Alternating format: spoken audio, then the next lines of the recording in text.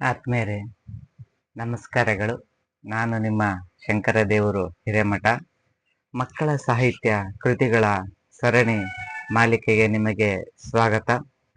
ಇವತ್ತಿನ ದಿನ ಮೇ 25, 2026 ಸೋಮವಾರದಂದು ಮಕ್ಕಳ ಸಾಹಿತ್ಯ ಕೃತಿ ಪರಿಚಯ ಸರಣಿ 68ನ್ನು ತಲುಪಿದ್ದೇವೆ.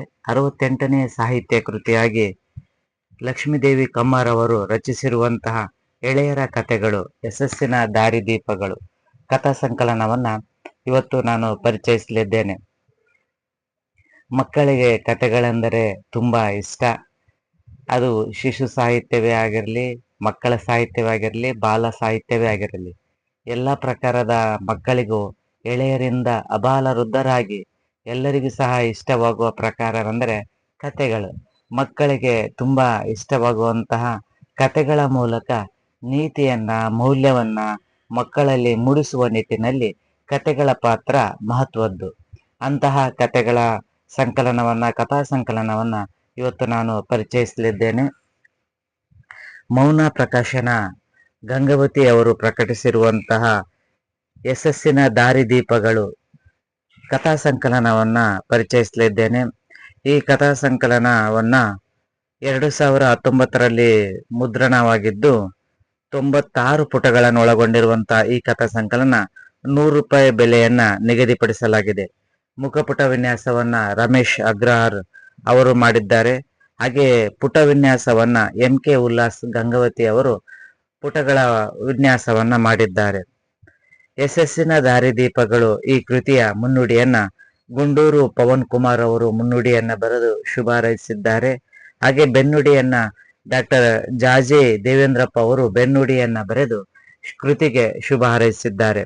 ಈ ಕೃತಿಯಲ್ಲಿ ಒಟ್ಟು 10 ಜನ ಮಹನೀಯರ ಕಥೆಗಳನ್ನು ಒಳಗೊಂಡಿದ್ದು, ಕಥೆಗಳ ಮೂಲಕ ಆದರ್ಶಗಳನ್ನ, ಅವರ ನೀತಿಗಳನ್ನ, ಅವರ ಜೀವನದಲ್ಲಿ ಅಳವಡಿಸಿಕೊಂಡ ಆದರ್ಶಗಳು ನಮಗೆ ದಾರಿದೀಪವಾಗಲಿ ಅನ್ನುವಂತ ಆಶಯದೊಂದಿಗೆ ಈ ಕೃತಿಯನ್ನ ರಚಿಸಲಾಗಿದೆ.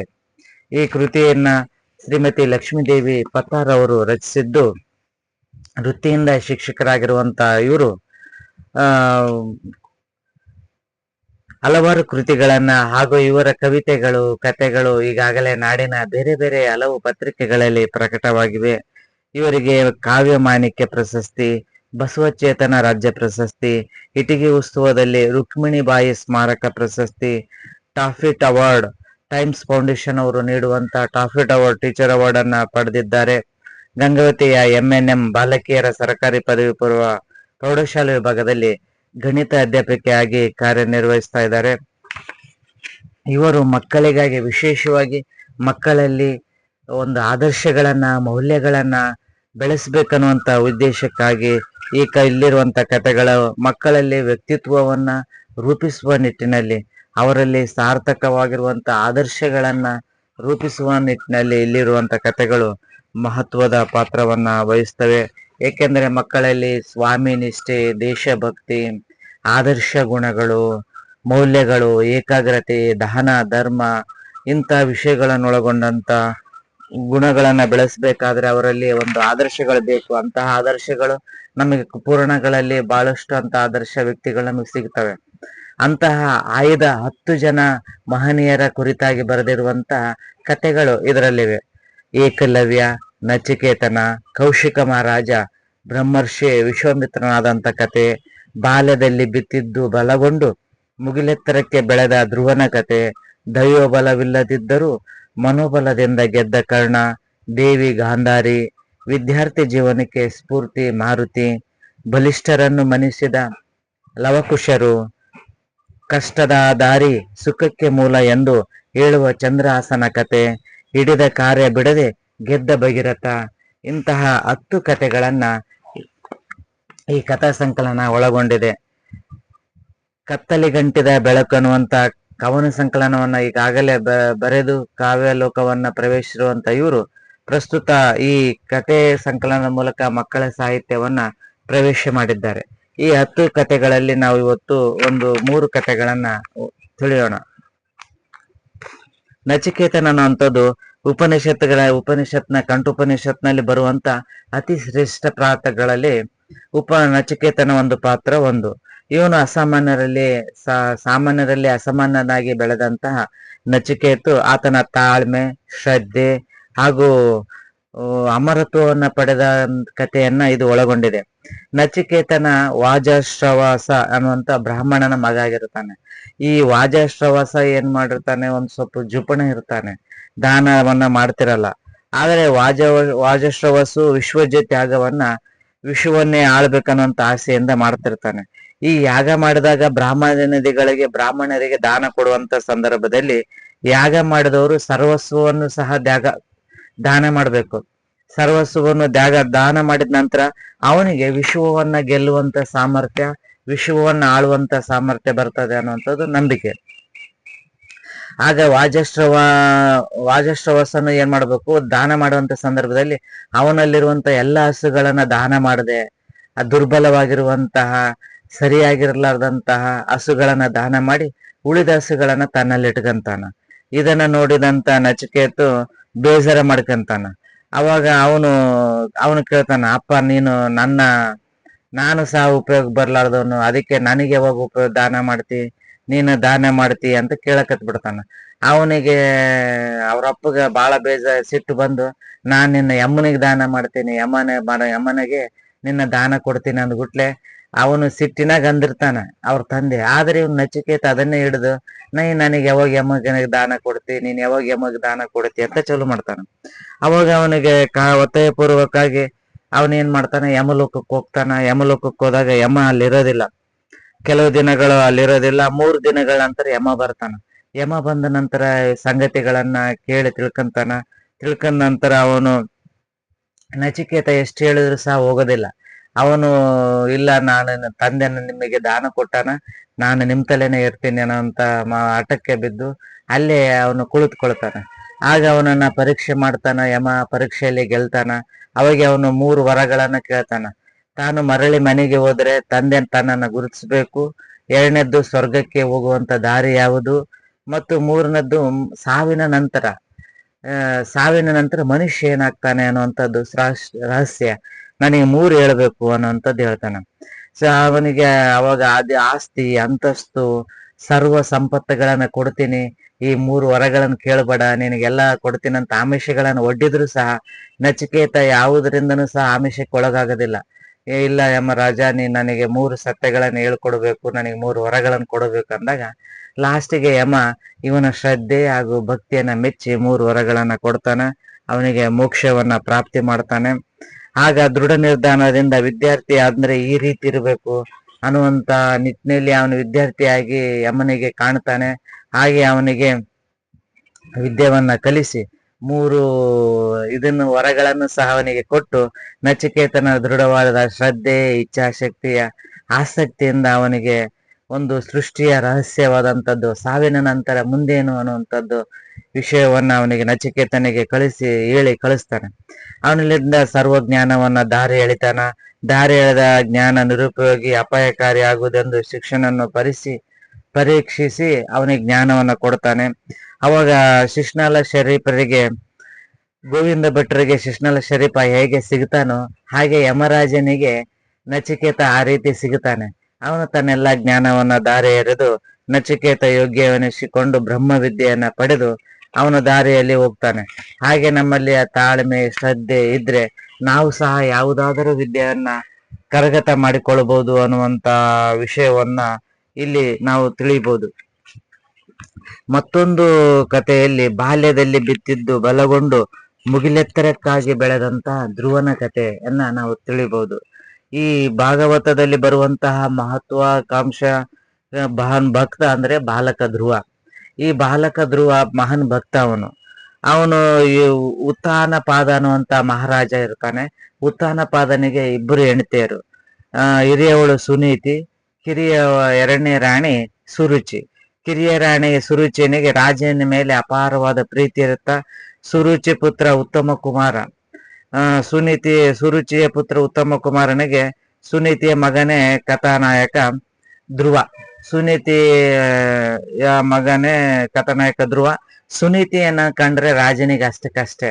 ಹಾಗಾಗಿ ಸುನೀತಿಯ ಮಗ ಧ್ರುವನನ್ನು ಕಂಡ್ರು ಸಹ ಅಷ್ಟಕ್ಕಷ್ಟೇ ಇರುತ್ತೆ. ಸುನೀತಿಗಿಂತ ಸುರುಚಿಯನ್ನ ಅವನು ಬಹಳ ಪ್ರೀತಿಸ್ತಿರ್ತಾನೆ. ಅವನ ಪುತ್ರ ಉತ್ತಮ ಕುಮಾರನನ್ನು ಸಹ ರಾಜ ಬಹಳ ಪ್ರೀತಿಸ್ತಿರ್ತಾನೆ. ಒಮ್ಮೆ ಮಹಾರಾಜ ಉತ್ತನಪಾದ ತನ್ನ ಮಗ ಉತ್ತಮ ಕುಮಾರನ ಕುಂದ್ರಿಸಿ ರಾಣಿ ಸುರುಚಿಯೊಂದಿಗೆ ಆಸನದಲ್ಲಿ ರಾಜ ಸಿಂಹಾಸನದಲ್ಲಿ ಕುಂತಿರ್ತಾನೆ. ಅವಾಗ ಧ್ರುವ ಹೋಗ್ತಾನೆ. ಧ್ರುವನಿಗೂ ಸಹ ಅವನು ತಂದೆಯ ತೊಡೆಯ ಮೇಲೆ ಕುಳಿತುಕೊಂಡು ಏನಾದ್ರು ತಿನ್ಬೇಕು ಅಂತ ಆಸೆ ಆಗತ್ತೆ. ಆದರೆ ರಾಜ ಅವನನ್ನ ತಾತ್ಸಾರ ಭಾವದಿಂದ ನೋಡ್ತಾನೆ. ಅವನು ತನ್ನ ತೊಡೆಯ ಮೇಲೆ ಕುಂದ್ರಿಸಿಕೊಳ್ಳಲ್ಲ. ರಾಣಿಯು ಸಹ ಅವನಿಗೆ ಒಂದು ಹೀಯಾಳಿಸಿ ಮಾತಾಡ್ತಾಳೆ, ನಿನಗೆ ಈ ಸಿಂಹಾಸನದ ಮೇಲೆ ಕುಳಿತುಕೊಳ್ಳುವ ಅಧಿಕಾರ ಆಗ್ಲಿ ಯೋಗ್ಯತೆ ಆಗ್ಲಿ ನಿನಗಿಲ್ಲ, ಹಾಗೆ ಅಂತ ಹೇಳಿ ಅವನಿಗೆ ಚುಚ್ಚು ಮಾತುಗಳನ್ನು ಹೇಳ್ತಾಳೆ. ಅವಾಗ ಮಹಾರಾಜನು ಸಹ ಆ ರೀತಿ ಕಿರಿಯ ರಾಣಿ ಹೇಳುವಂತ ಸಂದರ್ಭದಲ್ಲಿ ಅವನು ಯಾವುದೇ ರೀತಿಯ ಅಡ್ಡಿಯನ್ನು ವ್ಯಕ್ತಪಡಿಸೋದಿಲ್ಲ.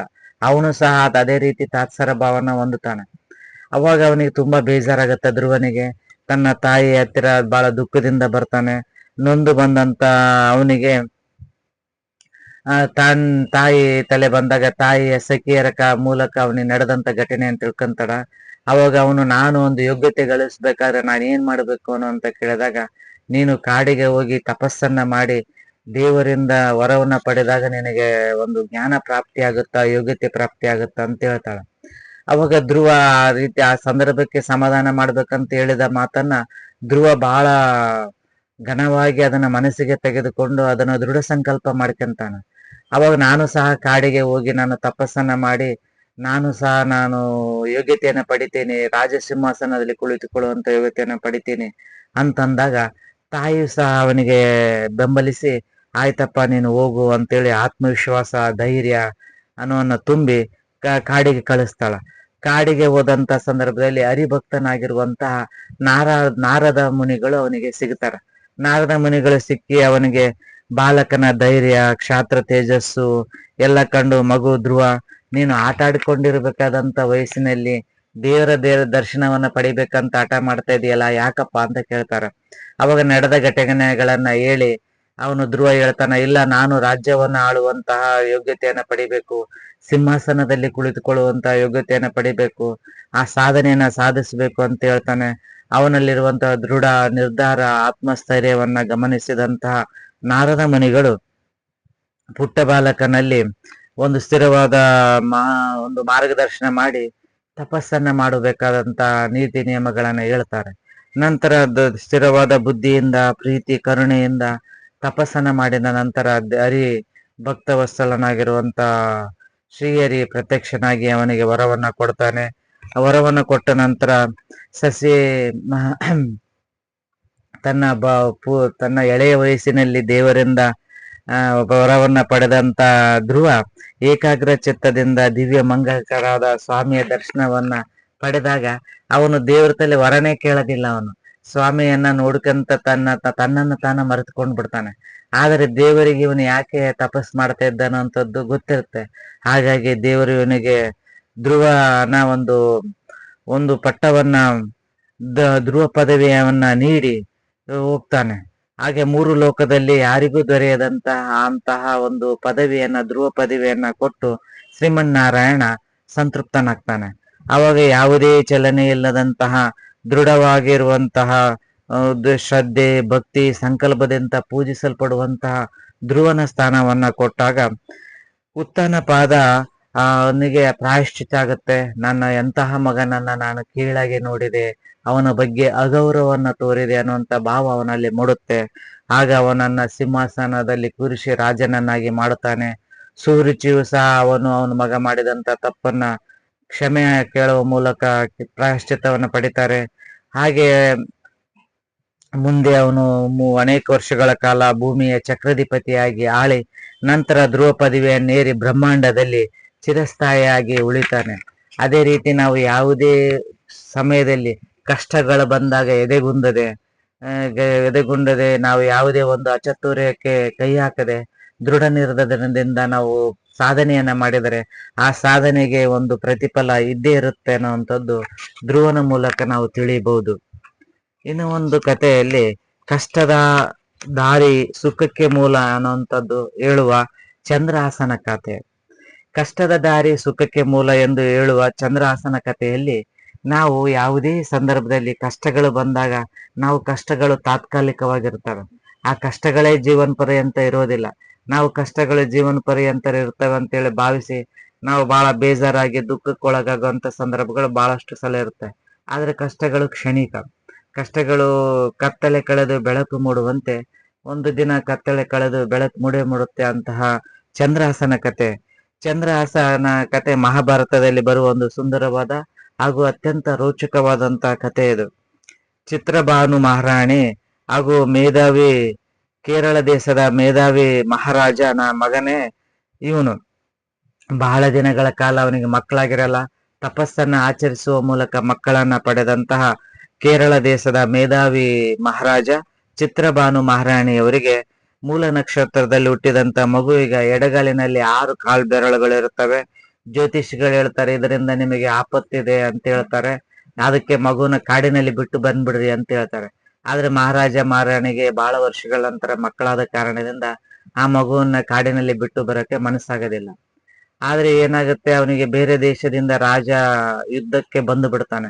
ಅಂತ ಸಂದರ್ಭದಲ್ಲಿ ರಾಜ ಯುದ್ಧ ಮಾಡ್ತಿರುವಂತಾಗ ಮಹಾರಾಣಿ ಹಾಗೂ ಮಗುವಿಗೆ ಈ ದೇಶವನ್ನು ಬಿಟ್ಟು ಬೇರೆ ಕಡೆ ಸುರಕ್ಷಿತ ಸ್ಥಳಕ್ಕೆ ಹೋಗ್ರಿ ಅಂತ ಹೇಳ್ತಾರೆ.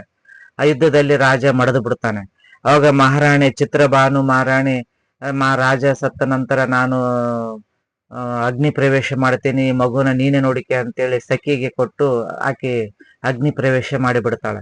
ನಂತರ ಸಖಿ ಆ ಮಗುವನ್ನ ಚಂದ್ರಹಾಸನನ್ನ ವಯಸ್ಸಾದರಂತ ಸಖಿ ಚಂದ್ರಹಾಸನನ್ನ ಚೆನ್ನಾಗಿ ನೋಡ್ತಾಳೆ. ಬಡತನದಲ್ಲಿ ರಾಜ ಸಿಂಹಾಸನದಲ್ಲಿ ಬಾಳ್ಬೇಕಾದಂತ ಆ ಮಗು ತನ್ನ ಭಿಕ್ಷೆ ಬೇಡುತ್ತಾ ತನ್ನಲ್ಲಿರುವಂತ ಆಹಾರವನ್ನ ಅದಕ್ಕೆ ಕೊಡುತ್ತಾ ಜೀವನವನ್ನ ಸಾಗಿಸ್ತಾಳೆ. ವಯಸ್ಸಾದಂತ ಆಕೆ ಮರಣ ಹೊಂದಿದಂತ ಸಂದರ್ಭದಲ್ಲಿ ಅವನು ಮುಂದೆ ಪರಪುಟ್ಟ ಅಂತ ಒಂದು ಊರಿನಲ್ಲಿ ಗ್ರಾಮದಲ್ಲಿ ಬಿಡ್ತಾಳೆ. ಅನಾಥವಾಗಿ ಬೆಳೆಯುವಂತ ಮಗುವನ್ನ ಎಲ್ಲರೂ ಪರಪುಟ್ಟ ಪರಪುಟ್ಟ ಅಂತೇಳಿ ಕರಿತಾ ಬೆಳೆಸ್ತಾರೆ. ಎಲ್ಲರೂ ಅವನಿಗೆ ಹಸಿವಾದಾಗ ಊಟ ಕೊಡ್ತಾರೆ, ಬಟ್ಟೆ ಕೊಡ್ತಾರೆ. ಆ ರೀತಿಯಲ್ಲಿ ಮಗು ಬೆಳೆಯುತ್ತೆ. ಆ ರೀತಿ ಬೆಳೆದಂತ ಮಗು ಮುಂದೆ ಅವನಿಗೆ ಬಹಳಷ್ಟು ಜನ ಹುಡುಗರು ಕೀಟಲೆ ಕೊಡ್ತಿರ್ತಾರೆ. ಅಂತ ಸಂದರ್ಭದಲ್ಲಿ ಒಂದು ಸಲ ಆಟಕ್ಕೆ ಹೋದಂತ ಸಂದರ್ಭದಲ್ಲಿ ಅವನಿಗೆ ಆಟ ಆಡುವಂತ ಸಂದರ್ಭದಲ್ಲಿ ಸಾಲಿಗ್ರಾಮ ಸಿಗುತ್ತೆ. ಸಾಲಿಗ್ರಾಮ ಸಿಕ್ಕಾಗ ಅಂತ ಅದು ಹೇಳ್ತಾರೆ, ಬಹಳ ಪೂಜನೀಯವಾಗಿರುವಂತ ಸಾಲಿಗ್ರಾಮ ನಿನಗೆ ಸಿಕ್ಕಿದೆ, ಅದನ್ನ ನೀನು ಇಟ್ಕೋ, ನಿನಗೆ ಒಳ್ಳೇದಾಗುತ್ತೆ ಅಂತ ಹೇಳಿದಂತ ಪಂಡಿತರ ಮಾತನ್ನು ಕೇಳಿದಂತ ಅವನು ಅದನ್ನು ತನ್ನ ಜೊತೆಗೆ ಇಟ್ಕೊಂತಾನೆ, ಭಕ್ತಿಯಿಂದ ಪೂಜಿಸ್ತಿರ್ತಾನೆ. ಮುಂದೆ ಅವನಿಗೆ ಪರಪುಟ್ಟ ಓಣಿಗೆ ಬಂದಾಗ ಎಲ್ಲರೂ ಸಹ ಅವನಿಗೆ ಅವಾಗ ಮಕ್ಕಳಿಗೆ ಅರಿವಾಗುತ್ತೆ, ಅವನಿಗೆ ಅವತ್ತಿನಿಂದ ಯಾರು ಸಹ ತೊಂದರೆ ಕೊಡೋದಿಲ್ಲ, ಅವನು ಅನಾಥ ಅದಾನೆ, ನಾವು ಅವನಿಗೆ ಚೆನ್ನಾಗಿ ನೋಡ್ಕೋಬೇಕು ಅನ್ನೋ ಅಂತ ಮಾತನ್ನ ಇಟ್ಕೊಂಡು ಅವನಿಗೆ ಖುಷಿ ಪಡ್ತಾರೆ. ಅವನು ಅದೇ ರೀತಿ ಒಂದ್ಸಲ ದುಷ್ಟ ಬುದ್ಧಿ ಮಹಾಮಂತ್ರಿಯ ಮನೆಗೆ ಕುಂತಳ ನಗರದ ದುಷ್ಟ ಬುದ್ಧಿ ಅನ್ನುವಂತ ಮಂತ್ರಿಯ ಮನೆಗೆ ಊಟಕ್ಕೆ ಹೋದಂತ ಸಂದರ್ಭದಲ್ಲಿ ಅವನ ತೇಜಸ್ಸನ್ನ ನೋಡಿದಂತ ಪಂಡಿತರು ಅವನು ಮುಂದಿನ ದಿನ ಅವನು ಈ ದೇಶದ ರಾಜನಾಗ್ತಾನೆ, ಅವನನ್ನ ಚೆನ್ನಾಗಿ ನೋಡ್ಕರಿ ಅಂತ ಮಂತ್ರಿಗೆ ಹೇಳ್ತಾರೆ. ಆದರೆ ಕುಟಿಲ ಬುದ್ಧಿಯ ಮಂತ್ರಿ ಅವನನ್ನ ಹೆಂಗಾದ್ರೂ ಕೊಲ್ಲಬೇಕು ಅಂತೇಳಿ ಕಟುಕರನ್ನ ಕರೆದು ಇವನನ್ನ ಕರೆದುಕೊಂಡು ಹೋಗಿ ಕಾಡಿಗೆ ಹೋಗಿ ಕೊಲ್ರಿ ಅಂತ ಹೇಳ್ತಾರೆ. ಚಂದ್ರಹಾಸ ಮಲಗಿರುವಂತ ಸಂದರ್ಭದಲ್ಲಿ ಕಟುಕರು ಅವನನ್ನು ಕರೆದುಕೊಂಡು ಹೋಗಿ ಕಾಡಿನಲ್ಲಿ ಕರೆದುಕೊಂಡು ಹೋಗಿ ಕೊಲ್ಲಬೇಕನ್ನೋಂಥ ಸಂದರ್ಭದಲ್ಲಿ ಅವನ ಮುಖವನ್ನು ನೋಡಿ ಆಗ ಅವನ ಮೇಲೆ ಕನಿಕರ ಪಟ್ಟು ಅವನ ಒಂದು 6ನೇ ಕಾಲ್ಬೆರಳನ್ನ ಕಟ್ ಮಾಡಿ ಆ ರಕ್ತವನ್ನ ತೋರಿಸಿ ಮಂತ್ರಿಗೆ ನಾವು ಕೊಲ್ಲಿದೀವಿ ಅಂತ ಹೇಳ್ತಾರೆ. ಆದ್ರೆ ಅವನನ್ನ ಬಿಟ್ಟು ಬಂದಿರ್ತಾರೆ. ಪ್ರಾಣದಿಂದಿರುವಂತ ಅವನು ಮುಂದೆ ಮಹಾರಾಜನಿಗೆ ಸಿಗುತ್ತಾನೆ. ಮಹಾರಾಜನಿಗೂ ಸಹ ದೇಶದ ಮಹಾರಾಜನಿಗೆ ಮಕ್ಕಳಿರಲ್ಲ. ಹಾಗಾಗಿ ಅವನು ಮಂತ್ರಿಗಳು, ಮಹಾರಾಜರೇ ನಿಮ್ಮ ಮಕ್ಕಳಿರ್ಲಾರ್ದ ಕಾರಣ ಈಗ ಬೇಟೆಗಾಗಿ ಬಂದಿರುವಂತ ನಿಮಗೆ ಸಿಕ್ಕಿರುವಂತ ಮಗು ಎಂದು ಸಾಕ್ರಿ ಅಂತ ಹೇಳಿದಾಗ ಆ ರಾಜ ಅವನನ್ನ ತನ್ನ ಮಗನಾಗಿ ಸ್ವೀಕರಿಸಿ ದೇಶದ ರಾಜನನ್ನಾಗಿ ಮಾಡ್ತಾನೆ. ಮುಂದೆ ದೇವನ ಅನುಗ್ರಹದಿಂದ ಕಾಡು ಪ್ರಾಣಿಗಳು ಯಾವುದೇ ಹಿಂಸೆ ಮಾಡದಂತೆ ಬದುಕಿದಂತ ತೇಜಸ್ಸಿಂದ ಕೂಡಿದಂತ ಈ ಮಗುವನ್ನ ಸ್ವೀಕರಿಸಿದಂತ ರಾಜ ಚಂದ್ರಹಾಸ ಅಂತೇಳಿ ಪರಪುಟ್ಟನಿಗೆ ಚಂದ್ರಹಾಸ ಅಂತೇಳಿ ನಾಮಕರಣ ಮಾಡಿ ಹುಣ್ಣಿಮೆ ಚಂದ್ರನಂತೆ ಬೆಳಿತಾನ. ಬೆಳೆದ ನಂತರ ಅವನಿಗೆ ಒಂದು ದೇಶ ಸುತ್ತರಿಸುವಂತದ್ದು ಕುಂತಳ ರಾಜ್ಯಕ್ಕೆ ಕೊಡುತ್ತಿದ್ದ ಕಪ್ಪು ಕಾಣಿಕೆ ನೆನಪಾಗುತ್ತಾ. ಮಗ ದೊರೆತ ಸಂದರ್ಭದಲ್ಲಿ ಅವರಿಗೆ ಕಪ್ಪು ಕಾಣಿಕೆ ಕೊಟ್ಟಿರಲ್ಲ. ಹಾಗಾಗಿ ಪುಲಿಂದ ರಾಜಕುಮಾರ ಚಂದ್ರಹಾಸ ಇಬ್ರು ಸೇರಿ ತಮ್ಮ ಸೈನಿಕರ ಜೊತೆಗೆ ಋಷಿ ಜೊತೆಗೆ 4 ತಟ್ಟೆಯಲ್ಲಿ ಅಗಾರವಾದ ಮುತ್ತು ರತ್ನ ಒಯ್ಡೂರಿಯನ್ನ ಕೊಟ್ಟು ಕಪ್ಪ ಕಾಣಿಕೆ ಕಳಿಸ್ತಾರ. ಇಷ್ಟೊಂದು ಕಪ್ಪ ಕಾಣಿಕೆ ತಂದಿರುವಂತ ನಿಮಗೆ ಒಂದು ಭೋಜನ ಇದೆ, ಊಟ ಮಾಡ್ರಿ ಅಂತೇಳಿ ಅವನಿಗೆ ಕೊಡ್ತಾನ. ಅವಾಗನು ಸಹ ಅವನಿಗೆ ಕೊಲ್ಲಬೇಕು ಅಂತ ಮಾಡ್ತಾರೆ. ಅವನಿಗೆ ರಾಜಗೆ ಮಕ್ಕಳಿದ್ದಿಲ್ಲ, ಈಗ ಹೆಂಗ ಬಂದ ಇವನು ಅಂತೇಳಿ ಮತ್ತೊಮ್ಮೆ ಅವನ್ನ ಹೆಂಗಾರು ಮಾಡಿ 15 ವರ್ಷದಿಂದ ಇವನೇನ್ ಕೊಲ್ಲಬೇಕು ಅನ್ಕೊಂಡಿರ್ತಾನೆ. ಅವನು ರಾಜ ಆಗಿರ್ತಾನೆ ಈಗ. ಮತ್ತೆ ಅವನಿಗೆ ಆದ್ರೂ ಸಹ ಮಂತ್ರಿಗೆ ಇದಿರಲ್ಲ, ಅವನಿಗೆ ಹೆಂಗಾರು ಕೊಲ್ಲಬೇಕು ಅಂತೇಳಿ ತಿಳಿದು ಅವನಿಗೆ ಮಗನಿಗೊಂದು ಪತ್ರ ಕಳಿಸ್ತಾರ. ಈ ಪತ್ರವನ್ನು ತಂದಂತ ಇವನ್ನ ಕೊಲ್ಲಬೇಕು ಅನ್ನೋಂಥದ್ದು ಪತ್ರ ಬರೆದು ಮಗನಿಗೆ ಕಳಿಸಿರ್ತಾನೆ. ಮಗ ಓದ್ತಾನೆ. ಕುಮಾರನಿಗೆ, ಮಂತ್ರಿಯ ಮಗ ಮದನ ಕುಮಾರನಿಗೆ ಆ ವಿಷಯ ಕೊಟ್ಟಿರಂತದ್ದು. ಮದನ ಕುಮಾರನಿಗೆ ಶ್ರೇಯಸ್ಸು ಇವನಿಗೆ ಮಗ ಹಿತಂ ಮುಂದೆ ಅರಸದಿ ಪಂ ಕುಲಗೋತ್ರ ಎಣಸದೆ ವಿಷಯ ಕೊಟ್ಟು ಮೋಹಿತಂ ಮಾಡು ಅಂತ ಬರೆದಿರ್ತಾನೆ. ಆದ್ರೆ ಅದ್ರೊಳಗೆ ಓದಿದ ವಿಷಯ ಆ ಮಂತ್ರಿಯ ಮಗಳು ಅದನ್ನು ಓದ್ತಾಳೆ. ಓದಿದಂತ ಸಂದರ್ಭದಲ್ಲಿ ನಮ್ಮ ಅಪ್ಪನಿಗೆ ಒಟ್ಟ ಬುದ್ಧಿ ಇಲ್ಲ, ಎಷ್ಟು ಕುಪಟಿ ಅದಾನ ಅಂತೇಳಿ ಇವನ್ ಹೆಂಗಾರು ಉಳಿಸ್ಬೇಕಂತೇಳಿ ಇವನೇ ಮಗ ಹಿತಂ ಎನ್ನುವಂತ 2 ಅರ್ಥ ಬರುವಂತ ಪದವನ್ನ ಕೊಟ್ಟು ಅದನ್ನ ತಿದ್ದುತ್ತಾಳೆ. ತಿದ್ದಿ ಮತ್ತೆ ಅವನಿಗೆ ಅದನ್ನ ಸುತ್ತಿ ಅಲ್ಲಿ ಇಟ್ಬಿಡ್ತಾಳೆ.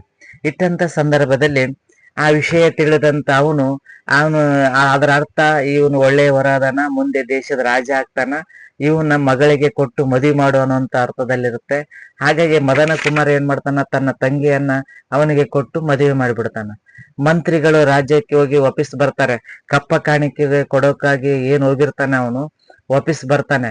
ಬಂದಂತ ಸಂದರ್ಭದಲ್ಲಿ ಮದುವೆ ಆಗಿಬಿಟ್ಟಿರ್ತ. ಮದನ್ ಕುಮಾರಿಗೆ ಬಡದು ಹೇಳ್ತಾನೆ, ಎಂತ ತಪ್ಪು ಮಾಡಿದೆ ನೀನು ಅಂತೇಳಿ ಬಡದಾಗ ಅವನಿಗೆ ಮತ್ತೆ ಆದ್ರೂ ಸಹ ಹಳೆ ಆದ್ರೂ ಸಹ ಆ ಮಗನನ್ನ ರಾಜ ಮಾಡ್ಬೇಕನ್ನೋಂತ ಅಂಬಳದಿಂದ ಇವನ್ ಹೆಂಗಾದ್ರು ಕೊಲ್ಲಬೇಕು ಅನ್ನೋಂತ ಆಸೆಯಿಂದ, ನೋಡಪ್ಪ ನಮ್ಮ ಸಂಪ್ರದಾಯ ಇದೆ, ಮಗಳನ್ನ ಮದುವೆ ಆದಂತ ಮೇಲೆ ಒಂದು ಕಾಳಿ ಮಾತೆ ಗುಡಿಗೆ ಹೋಗಿ ಬರ್ಬೇಕು ಅನ್ನೋಂಥದ್ದು ಹೇಳ್ತಾನೆ. ಇವನು ಆದ್ರೆ ಒಬ್ಬನೇ ಹೋಗ್ಬೇಕು ಅಂತ ಒಂದು ಕಂಡೀಷನ್ ಹಾಕ್ತಾನೆ. ಕಾಳಿ ಮಾತೆ ಗುಡಿಗೆ ಹೋಗ್ಬೇಕು ಅನ್ನೋಂಥ ಸಂದರ್ಭದಲ್ಲಿ ಮತ್ತೆ ಕಟುಕರಿಗೆ ಹೇಳ್ತಾರೆ, ನನ್ನ ಹಳೆಯ ಈಗ ಕಾಳಿ ಮಾತೆ ಗುಡಿಗೆ ಬರ್ತಾನ, ನೀವು ಅವನ್ನ ಕೊಲ್ಲಬೇಕು ಅನ್ನೋಂಥದ್ದು ಮಾತನ್ನ ಹೇಳಿ ಕಳಿಸ್ತಾನೆ.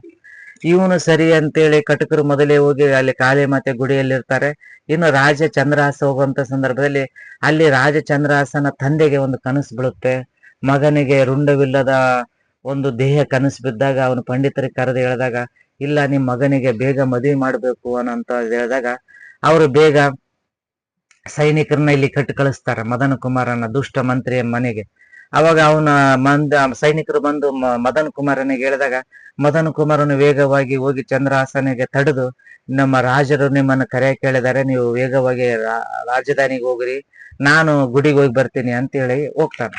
ಅವಾಗ ಅವನು ಹೋಗಿ ಮದುವೆ ಆಗಿ ಅಲ್ಲಿ ಅವನಿಗೆ ಮದುವೆ ಆಗ್ಬೇಕನ್ನಂತ ಮಾತನ್ನ ಹೇಳಿದಾಗ ಅವನಿಗೆ ವೇಗವಾಗಿ ಅವನಿಗೆ ಪಟ್ಟವನ್ನ ಅಭಿಷೇಕವನ್ನ ಮಾಡಿ ಮದುವೆ ಮಾಡ್ತಾರೆ. ಆ ಸಂಭ್ರಮದ ಮೆರವಣಿಗೆ ಬರ್ತಾರೆ. ದುಷ್ಟ ಮಂತ್ರಿಗೆ ಆಶ್ಚರ್ಯ ಆಗುತ್ತೆ. ಅಲ್ಲ ನೀನು ಹೆಂಗ ಬಂದಿ ಅಂದಾಗ ಅವನು ಹೇಳ್ತಾನೆ, ಇಲ್ಲ ನನಗೆ ಮಹಾರಾಜರು ಬೇಗ ಹೇಳೋದಕ್ಕೆ ಮದನ ಕುಮಾರ ಗುಡಿಗೆ ಹೋದ, ನಾನು ಇಲ್ಲಿಗೆ ಬಂದೆ ಅಂತ ಹೇಳ್ತಾನೆ. ಅವಾಗ ಮದನ ಕುಮಾರ ಗುಡಿಗೆ ಹೋದಂತ ಸಂದರ್ಭದಲ್ಲಿ ಅಲ್ಲಿ ಏನಾಗುತ್ತೆ, ಕಟಕರು ಅವನ್ನ ಯಾರು ಅಂತ ನೋಡ್ಲಾರ್ದೆ ಅವನನ್ನ ರುಂಡವನ್ನ ಕಡಿದು ಕೊಲೆ ಮಾಡಿಬಿಟ್ಟಿರ್ತಾರೆ. ಅದನ್ನ ನೋಡಿದಂತ ಅವನು ದುಷ್ಟ ಮಂತ್ರಿಗೆ ಬಹಳ ಬೇಜಾರಾಗಿ ಮತ್ತೆ ವಾಪಸ್ ಹೋಗ್ತಾನೆ. ಅಲ್ಲಿಗೆ ಹೋದಂತ ಸಂದರ್ಭದಲ್ಲಿ ಚಂದ್ರಹಾಸನಿಗೆ ಗೊತ್ತಾಗತ್ತ ಇಬ್ರು ಸತ್ತೋಗಿರ್ತಾರೆ. ಕಾಳಿ ಮಾತೆಗೆ ಬೇಡಿಕೊಂತಾನೆ. ಕಾಳಿ ಮಾತೆ ಪ್ರತ್ಯಕ್ಷ ಆಗ್ತಾಳ. ಇವ್ರು ಮಾಡಿರುವಂತ ತಪ್ಪುಗಳನ್ನ ಮನ್ನಿಸು ತಾಯಿ, ಅವರಿಗೆ ಜೀವದಾನ ಮಾಡುವಂತ ಚಂದ್ರಹಾಸ ಕೇಳ್ಕೊಂತಾನ. ಕಾಳಿ ಮಾತೆ ಇಲ್ಲ, ಇವರು ನಿನಗೆ ಎಷ್ಟು ಕಷ್ಟ ಕೊಟ್ಟಿದ್ದಾರೆ, ನಿನ್ನ ಕೊಲ್ಲಬೇಕಂತ ಪ್ರಯತ್ನ ಪಟ್ಟಿದ್ದಾರೆ ಅಂದಾಗ, ಇಲ್ಲ ಅವರು ಎಷ್ಟೇ ನನಗೆ ಕಷ್ಟ ಕೊಟ್ಟರು ಅದರಿಂದ ನನಗೆ ಒಳ್ಳೇದಾಗಿದೆ, ಹಾಗಾಗಿ ಅವರನ್ನ ಬದುಕಿಸು ತಾಯಿ ಅಂದಾಗ ಅವರಿಗೆ ಜೀವದಾನವನ್ನ ತಾಯಿ ಮಾಡ್ತಾಳೆ. ಮುಂದೆ ಎಲ್ಲರೂ ಸಹ ಕೂಡಿ ಒಳ್ಳೆಯದ ತನದಿಂದ ಜೀವಿಸ್ತಾರೆ. ಅಲ್ಲಿಗೆ ಈ ಕತೆ ಸಮಾಪ್ತಿ ಆಗುತ್ತೆ. ಯಶಸ್ಸಿನ ದಾರಿದೀಪಗಳು ಕಥಾ ಸಂಕಲನದಲ್ಲಿ ಇಂತಹ ಹಲವು ಕಥೆಗಳು ಸುಂದರವಾದ ಮೌಲ್ಯಗಳೊಂದಿಗೆ, ನೀತಿಗಳೊಂದಿಗೆ ಕೂಡಿದಂತ ಕಥೆಗಳನ್ನ ನಾವು ನೋಡಬಹುದು. ಆತ್ಮೀಯ ಸಾಹಿತ್ಯ ಪ್ರೇಮಿಗಳೇ, ಸಾಹಿತ್ಯ ಕೃತಿಗಳನ್ನ ಕೊಂಡು ಓದುವ ಮೂಲಕ ನೀವು ಸಹ ಮಕ್ಕಳ ಸಾಹಿತ್ಯವನ್ನು ಪ್ರೋತ್ಸಾಹಿಸಬೇಕು. ಹಾಗೆ ವಿಶೇಷ ಸಂದರ್ಭದಲ್ಲಿ ಮಕ್ಕಳಿಗೆ ಪುಸ್ತಕಗಳನ್ನ ಉಡುಗೊರೆಯಾಗಿ ನೀಡುವ ಮೂಲಕ ಮಕ್ಕಳಲ್ಲಿ ಸಾಹಿತ್ಯದ ಓದುವ ಅಭಿರುಚಿಯನ್ನ ಬೆಳೆಸುವಂತ ಕಾರ್ಯ ಶಿಕ್ಷಕರು ಹಾಗೂ ಪಾಲಕರು ಮಾಡಬೇಕು. ಇವತ್ತಿನ ದಿನ 68ನೇ ಸಾಹಿತ್ಯ ಕೃತಿಯ ಪರಿಚಯದೊಂದಿಗೆ ಇವತ್ತಿನ ಕೃತಿ ಪರಿಚಯವನ್ನು ಮುಗಿಸ್ತಾ ಇದ್ದೇನೆ. ನಾಳೆ ಮತ್ತೊಂದು ಸಾಹಿತ್ಯ ಕೃತಿ ಪರಿಚಯದೊಂದಿಗೆ ನಿಮ್ಮ ಮುಂದೆ ಹಾಜರಾಗ್ತೇನೆ. ಧನ್ಯವಾದಗಳು.